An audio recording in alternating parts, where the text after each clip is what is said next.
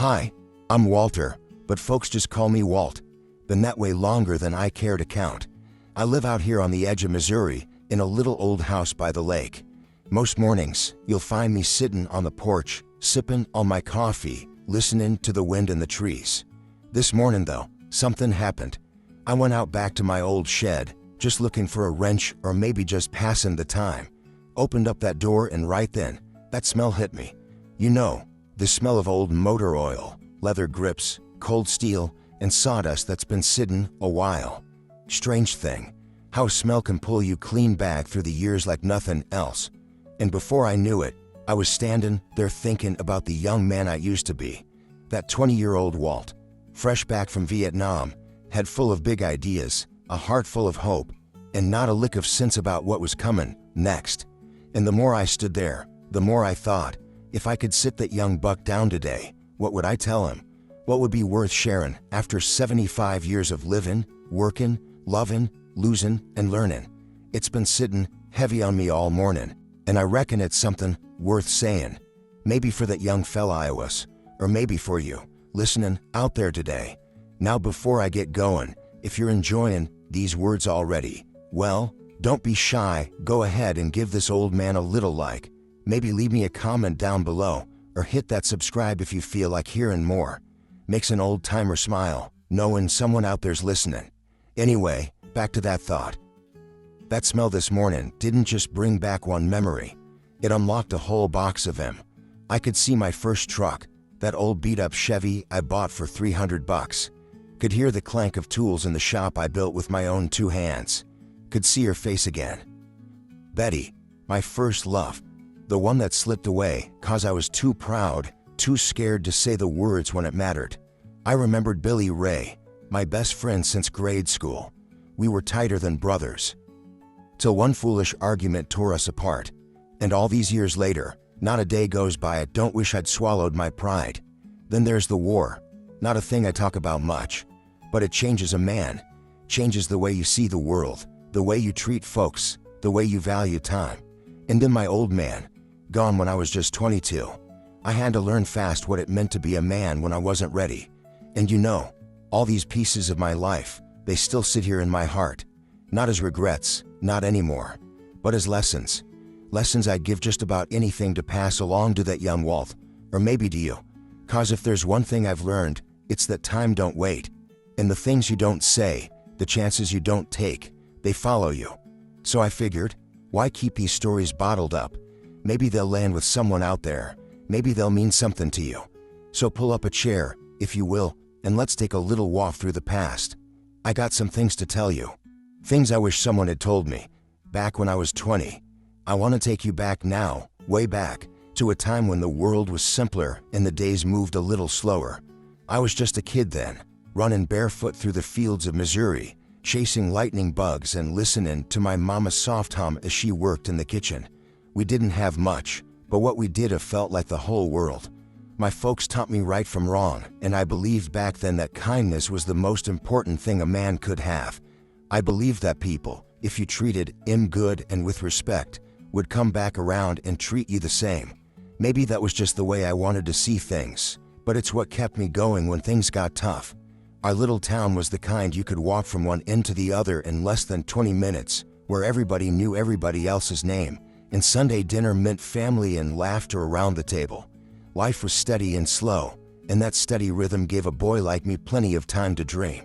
I wasn't much for school, truth be told, but I had a head full of ideas. I thought I'd grow up to be somebody important, somebody who could fix things, cars, engines, maybe even a broken heart or two. My dad was a mechanic, taught me how to hold a wrench before I could even ride a bike.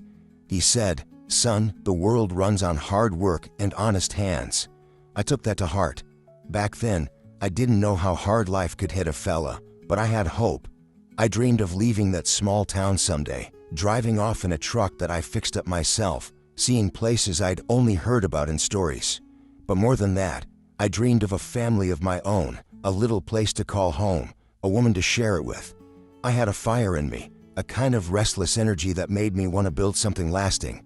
I remember sitting on the porch at night, staring up at the sky, wondering what was out there beyond those fields and hills. And even at that young age, I knew life wasn't always going to be easy, but I figured if I stuck to my values, if I stayed kind, stayed true, that I'd find my way. There was a softness to those days, a kind of innocence before the world started teaching me lessons the hard way. But even then, I carried a weight inside, a little worry that things might not turn out like I hoped. Still, I held on to my faith that good people find their way back to each other, that no matter what happens, there's always a chance to make things right. That belief shaped me, kept me steady when I was lost, and it's a part of me that's never left, no matter how many years have passed. Looking back, I see the kid in the fields, full of dreams and hopes and a heart that wanted nothing more than to be good and to be loved. And maybe, just maybe, that kid is still here with me, reminding me what really matters. This is where it all began. There comes a time in every man's life when something shows up out of nowhere and turns everything upside down. For me, that moment came one summer afternoon, right when the sun was hitting the fields just right and the air smelled like fresh cut grass and honeysuckle. I was 17, mending my own business, fixing up an old Chevy down by the shop when I saw her Betty. She wasn't like anyone I'd ever met. There was a light about her, a kind of spark that made the whole world seem a little brighter. I couldn't explain it then, not really. I just knew when I caught sight of her walking down that dusty road.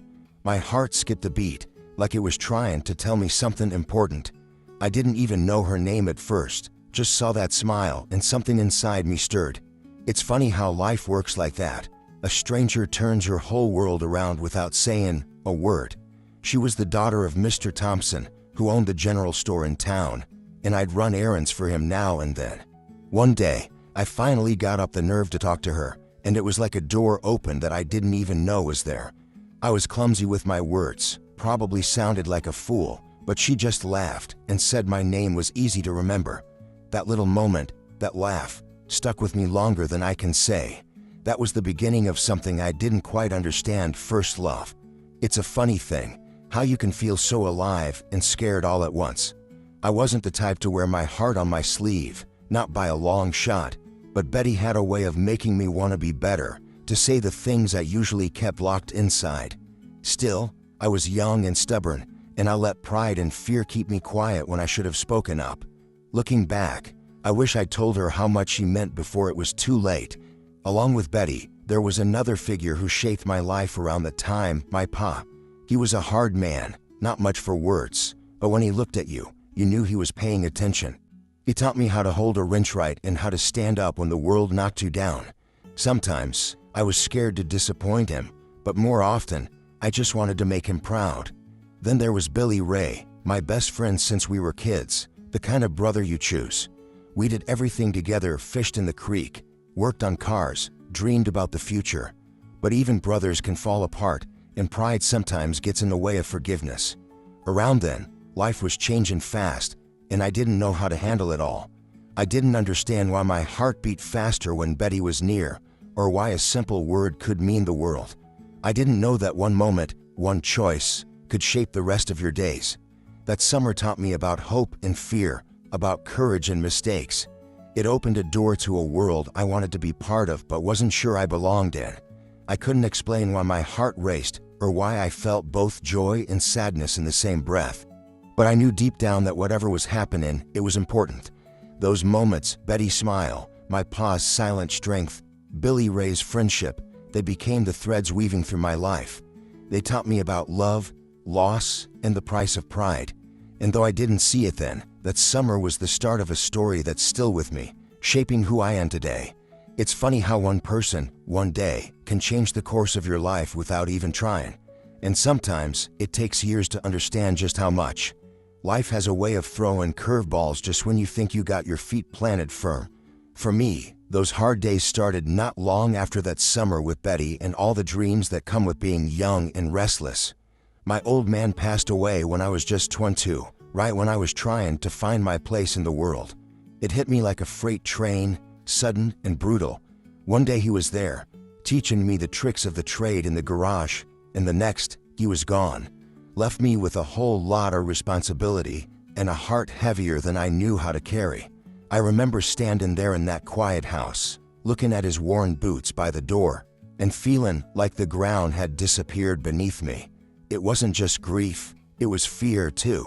Fear of failing him, of not being strong enough, of what the future held without his steady hand. I didn't know how to say any of that out loud. I swallowed my pain, tucked it deep inside where nobody could see it. You learn quick in a small town that showing weakness ain't always welcome. And so I carried on, fixing up that old Chevy, trying to keep the shop running, but inside I was fighting a storm no one could see. There were days I'd stare out the window, wondering if I was cut out for this life, wondering if I'd ever be good enough, not just as a mechanic, but as a man, a son, a friend. Billy Ray, he tried to be there. He was my best friend, but even he didn't always know what to say. Sometimes a man's just gotta wrestle his demons alone. Then came the tensions at home. My ma did her best, but she was carrying her own grief, and the silence between us grew louder than any words. Friends around town, they expected me to pull myself up by the bootstraps, to be the man my pa raised me to be. But that's easier said than done when you're breaking inside. Pride kept me from asking for help. I didn't want to be a burden, so I hid behind the workbench and the hum of the engines, pretending I had it all figured out. But inside I was scared. Scared that I'd mess it all up. Scared that the mistakes I'd made before, pushing Betty away, letting Billy Ray slip through my fingers, were only the start of a long road of lost chances. I started wondering if maybe I wasn't the man my old man thought I could be. If maybe I was just a kid playing dress up in a world too big for me. The pressure built like a storm cloud, and there were nights I lay awake, restless with all those feelings. Anger at the world, shame at my own failings, and a loneliness that felt like it might swallow me whole. But even in those dark times, there was a quiet voice inside, the one my pa used to speak of, the part of me that knew I had to keep going, had to find a way through the mess. That voice was faint then, drowned out by doubt and fear, but it was there. And through it all, I learned something important. Life ain't about never failing. It's about getting back up, no matter how hard it gets. Those days shaped me, taught me that strength don't always look like courage in the sunshine. Sometimes it's quiet, sometimes it's messy, and sometimes it's just making it through one more day. I didn't have all the answers back then, far from it, but I knew that whatever came next, I couldn't let that fear and shame hold me down forever. I had to find a way to be the man my pa believed I could be. And so, with a heavy heart and more questions than answers, I kept on pushing, because life, well, it doesn't wait for you to be ready. I remember that day like it was yesterday, even though it's been more years than I care to count. It was a quiet afternoon in late October, the kind where the leaves are just starting to turn, and the air's got that crisp bite that tells you winter's not far off. I was standing in the garage, working on that old Chevy, when the phone rang. It was Billy Ray on the other end, and from the sound of his voice, I knew something was wrong before he even spoke a word. He told me that Betty had left town, just like that, gone. Said she'd been waiting for me to say the words I never did, but I'd stayed silent too long. That was the moment my world stopped. I swear, time itself froze. I remember the clock on the wall ticking, and then not ticking, like the whole room was holding its breath, waiting for me to figure out what to do next. And I just stood there, feeling like I'd lost something I'd never truly had. It wasn't just the loss of Betty, it was the loss of what could have been, the chance at a life I'd dreamed about when I was young and fearless. I realized then that my pride and fear had built a wall between us, and that wall had cost me the most important thing I'd ever wanted. I felt empty, hollow in a way I'd never known before. It hit me like a cold wind in the dead of winter, cutting right through me. That moment changed everything. It made me look hard at who I was, not the man I wanted to be, but the man I'd let myself become. I saw the mistakes I'd made laid out clear as day, and it scared me. Scared I'd never get a chance to make it right. Scared I'd be carrying that regret for the rest of my days. But it also lit a fire under me. It made me realize that if I was going to move forward, I had to start by forgiving myself. I had to find a way to be better, not just for me, but for the people I loved and the ones I still hope to love. That day was a breaking point, a reckoning. It showed me how fragile life really is, how the things we hold back can turn into the heaviest burdens. It taught me that sometimes the hardest thing to do is to be honest with others and with yourself. And from that day on, I promised myself I wouldn't let fear or pride keep me from speaking my truth again. It was the hardest lesson I ever learned, but maybe the most important one, too. After that day, the world felt different, like the colors had faded and the noise had quieted to a dull hum. I found myself walking through the days with a kind of heaviness I hadn't known before, a weight that settled deep in my chest and made even the simplest things feel hard. The shop wasn't the same anymore. Tools in my hands felt colder, the silence around me thicker. I kept to myself more, talking less, listening more, but not really hearing much. People would stop by, trying to offer a friendly word or a helping hand, but I wasn't sure I had much to give back. The loss of Betty, the cracks in my friendships, the shadow of my pa's absence, all of it wrapped itself around me like a chill I couldn't shake. I started questioning a lot of things I once took for granted. My faith in myself wavered, my trust in folks dimmed a bit. I wondered if kindness really did come back around, or if it was just a hope we tell ourselves to keep going. Nights were the hardest, when the quiet got loud and the memories came knocking. I'd sit on the porch, looking out at the lake, trying to find something to hold on to. Some days I felt lost, like I was wandering through a fog without a clear path. But even in that emptiness, there was a small voice, barely a whisper, reminding me that life moves forward, whether you're ready or not. It took time, a long, slow stretch of days and nights, but bit by bit, I started piecing myself back together.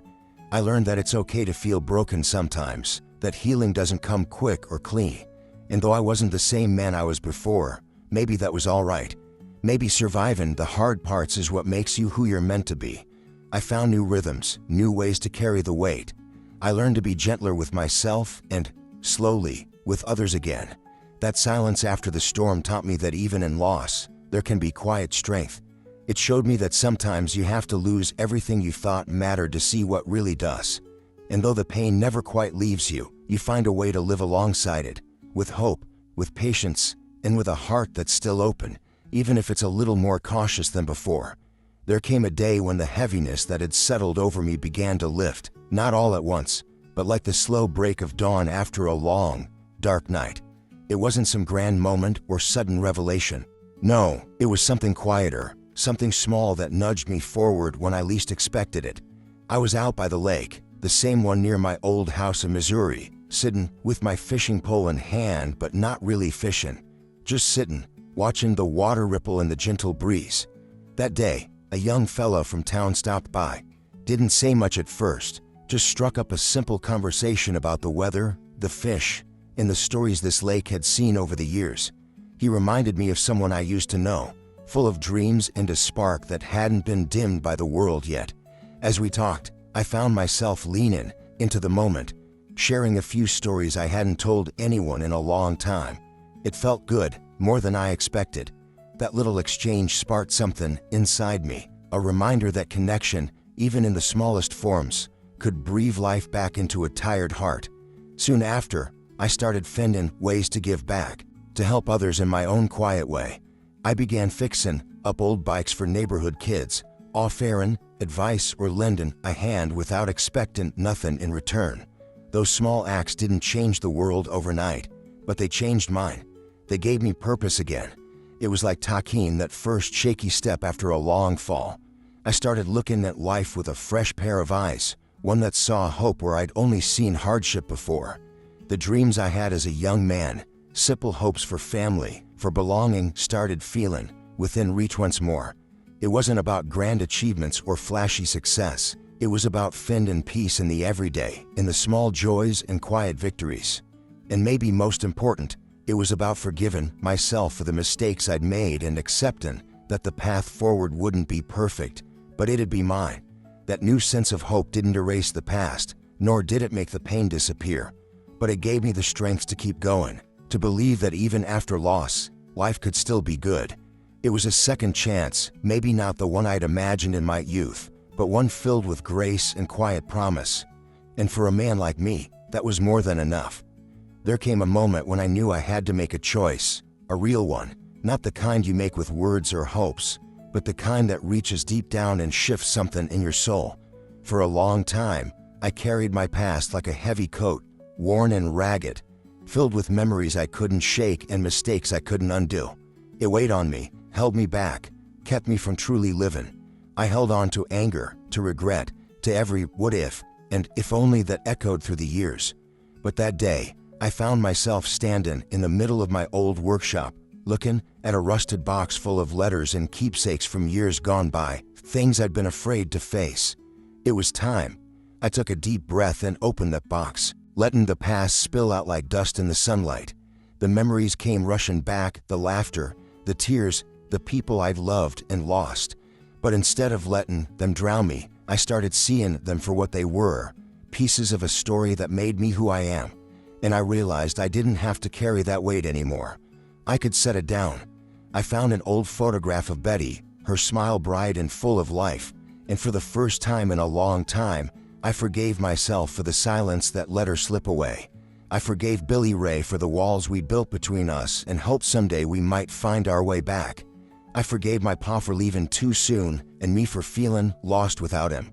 It wasn't easy, far from it, but with every memory I faced, a little more light came in, and a little more peace followed. I made a choice to live, not chained by the past, but free to move forward. No more regrets, no more what ifs. Just life, as it comes. I chose to embrace the days ahead with an open heart and steady hands. That choice changed everything. It gave me strength to reach out to old friends, to build new memories, and to love fully, even when it scared me. It taught me that healing ain't a straight road. It's a winding path you walk one step at a time. I learned that accepting the past doesn't mean forgetting it, but understanding that it doesn't have the power to define your tomorrow. I chose to live with grace, to carry my story with honesty, and to share it so maybe someone else might find hope in it too. And so here I am, at 75, still walking that path, still learning, still grateful. I chose to live on my own terms, without bitterness, without fear, just with the quiet courage that comes from knowing you've been through the fire and come out whole. I chose to live. There's a funny thing about life. The older you get, the more you realize that it ain't about having all the answers or getting everything right. It's about living through the mess, the beauty, the heartbreak, and the joy, and somehow making sense of it all. Looking back on those years, the mistakes I made, the chances I missed, the loves I lost, I've come to understand something deeper than just right or wrong. It's the truth that life is fragile, and none of us really know how much time we got. What matters ain't the things we held on to or the pride we clung to, but the moments we let ourselves be real, the people we chose to forgive, and the courage we found to keep going when it all felt too heavy. I learned that the regrets and pain don't vanish. They become a part of who you are, a kind of quiet teacher that reminds you to be kinder to yourself and others. And maybe that's the biggest lesson of all, that it's okay to be imperfect, to stumble, to carry scars, because those scars show you've lived, you've cared, and you've loved. I see now that waiting for the right time, or the perfect moment, is just another way of putting life on hold. Maybe it's time to stop waiting. Maybe it's time to speak the words you're afraid to say, to forgive the people who hurt you, to reach out even when you feel small. Because the truth is, there's no guarantee how long we get to hold onto the ones we love or how many tomorrows we're given.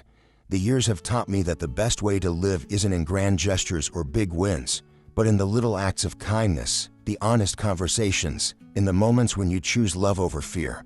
I hope that by sharing my story, someone out there might find the courage to face their own past, to hold on to hope, and to live with a heart open enough to forgive and strong enough to move forward. Life isn't perfect, and neither are we, but it's real, and that's what makes it worth it. So maybe, just maybe, it's time for you to stop waiting, to start living, and to find your own way through the beautiful, complicated mess.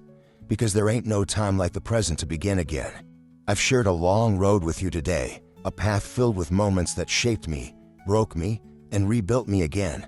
It's a story not just about my past, but about the here and now, the way our memories live inside us, whispering lessons and keeping the fire burning even when the world feels cold. Life's a funny thing. Sometimes it hands you chances you didn't know you wanted, Sometimes it takes away the things you thought you couldn't live without. And through it all, there's this question I carry in my heart, one that never quite leaves me alone. Is true love something that really comes back? I reckon it's the kind of question that doesn't have a simple answer, the kind you wrestle with when the night is quiet and the past feels close enough to touch. Betty, my first love, she slipped away because I was too scared to say what I needed to say, too proud to open my heart. But sometimes, when the wind blows just right and the leaves rustle softly outside, I swear I can feel her presence, like maybe, just maybe, she remembers. And that gives me hope. Hope that love, the kind that's real, never truly leaves us. It stays with us, in the quiet moments, in the spaces between, waiting to be found again. So I ask you now, friend, what do you believe? Does true love come back to us when we're ready to see it? Or does it live on in memories, teaching us how to love better the next time around? I don't have all the answers, but I do know this. The stories we carry, the love we give and receive, that's what makes life worth living. And maybe the greatest gift we can give ourselves and each other is the courage to open our hearts, to forgive, and to hold on to hope. I hope my story has found a place in your heart, that it reminds you there's beauty in the broken places and strength in the scars. And maybe, just maybe, it nudges you to reach out to someone you've been meaning to say the words you've been holding back. We're to believe in the power of love once more. Thanks for sitting with me today, for listening to an old man's ramblings. It means more than I can say. And if you ever wonder about Betty and me, well, sometimes I think she's out there, remembering too. Life goes on, and love, well, maybe it does too.